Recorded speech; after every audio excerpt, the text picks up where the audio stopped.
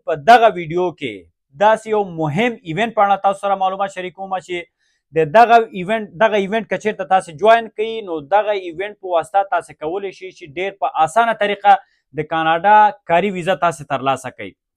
ځکه چې دغه ایونت خصوصا هغه چا دپاره دغه هر کال دا ترسره کیږي خصوصا دا چې آسیا کې چې کوم هیوادونه دي افغانستان دا انډیا دا پاکستان دا بنگلادیش او همدارنګه بعضې میډل ایست هیوادونه نو هر هغه څوک چې د پانتون څخه فارغه اوسیږي کوم څوک چې د مکتب څخه فارغه اوسیږي او هر هغه څوک چې په یو بخش کې خاص مهارت ولري نو دغه ایونت هر کال د خاطره ترسره کیږي چې د دغه هیوادونو څخه دوی هر هغه څوک دوی جذب کړي چې هغوی په یو کار کې خاص مهارت ولري او یا یو بخش کې هغوی وظیفه ترسره کړې وي نو هغوی مستقیم ډول دغه ایونت به جوین کوي مستقیم ډول هغه کمپنیګانې دوی جوین کوي چې هغه کمپنیګانې په کاناډا کې یعنی هغوی کارګرو ته ضرورت لري یعنی دغه ایونت چې دا په کاناډا کې هر کال په کال کې یو ځل ترسره کیږي نو تیر کال هم په جنوري په 24 کې ترسره شوی و نو څه کال د جنوري په 23 کې په 2025 کې نو زه غواړم چې مخکې نه مخکې تاسو سره دغه معلومات زه شریک کړم چې تر څو دا یو اپورچونیټي ده نو دغه اپورچونیټي له تاسو څخه مس نشي ځکه چې نن سبا تاسو ګورئ چې د کاناډا هیواد ویزا اخیستل داسې یو عادي خبره نه ده همیش باید تاسو د دغه داسې برنامو په سرچ کې باید تاسو واوسیږئ ځکه چې دغه برنامې کله نه کله د انسان لاس راځي نو همدې خاطر زه غواړم چې اوس تاسو سره معلومات شریک کړم تر څو تاسو وکولی شئ مخکې نه مخکې تاسې ثبت نام ترسره کوئ چې دغه ایونت ته تاسې رجسټریشن څنګه ترسره کولی شئ کوم ډاکومنټ ضروري دي نو هغې په اړه هم زه وروسته راځم هغه یو ډاکومنټ زه تاسو سره زه شریکوم نو دغه ایونت چې دا یو ډیر مهم ایونت ده که چېرته تاسې غواړئ د کاناډا کاري ویزه تاسې ترلاسه کړئ نو تاسې باید دغه ایونت 100% کې تاسې جوین کړئ نو د دې طریقه دا ده چې لومړی به تاسې دغه ایونت او لومړی زه راشم چې دغه ایونت په کوم ولایت کې ترسره کیږي دا مې ونه ویلې نو دا په کاناډا کې نیو فاونډلینډ اینډ لیبراډور په نوم دلته یو ولایت ده نو دغه ایونت هر کال په همدغه ولایت کې ترسره کیږي دا یو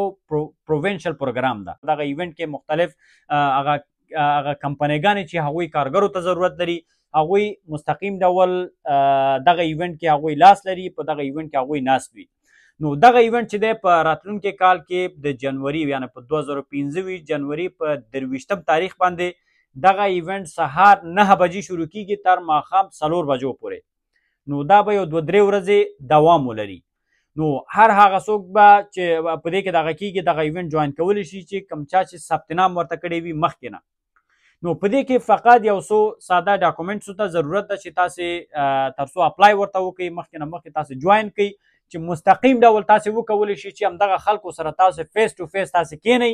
او خپل اسنادونه تاسې ورته وړاندې کړئ او تاسې چې هغوی چې کوم انټرویو تاسو نه اخلي نو هغه هر څه معلومات به تاسې خپله ورسره کینئ او فیس ټو فیس تاسې ورته وړاندې کړئ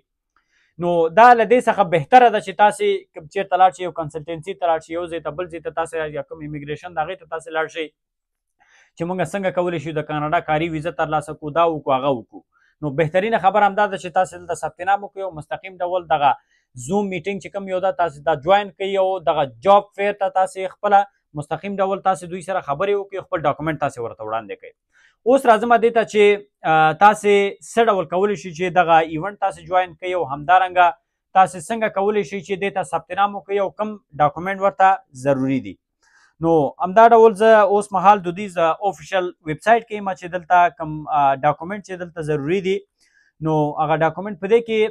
هر څه نه لومړی ستاسو سی وي ضروري ده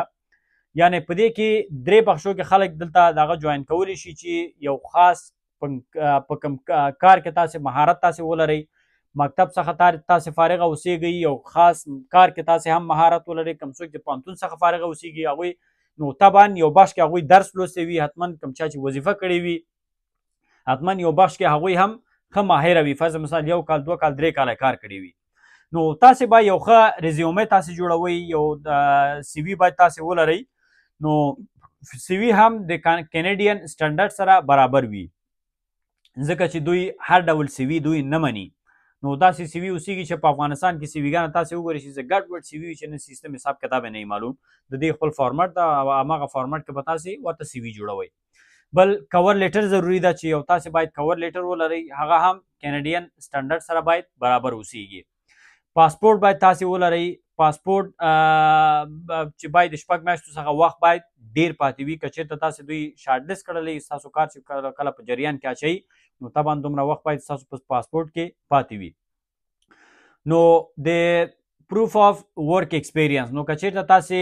چېرته کار کړی اوسیږي نو دغه اسناد باید تاسو سره موجود اوسیږي. نو کله چې تاسې انټرویو ته سکیجول کیږئ نو هلته تاسې خبرې کوئ چې والله فلانکي ځای کې ما دومره کار کړی، نو حداقل تاسو سره یو څه موجود اوسیږي چې یعنې فلانکي ځای کې ما کار کړی، نو دغه اسناد دي. او ایډنټیفیکیشن ډاکومنټ ده، په هغې کې ستاسو آی ډي کارډ ده، تذکره ده، پاسپورټ ده، نو دغه شیان هم تاسې ولرئ. دا یوازې هغه ډاکومنټ دي چې دا اپلیکیشن دپاره پکار دي. نو چې کله تاسې اپلای کوئ نو اپلیکیشن دپاره دغه ډاکومنټ باید تاسې ولرئ.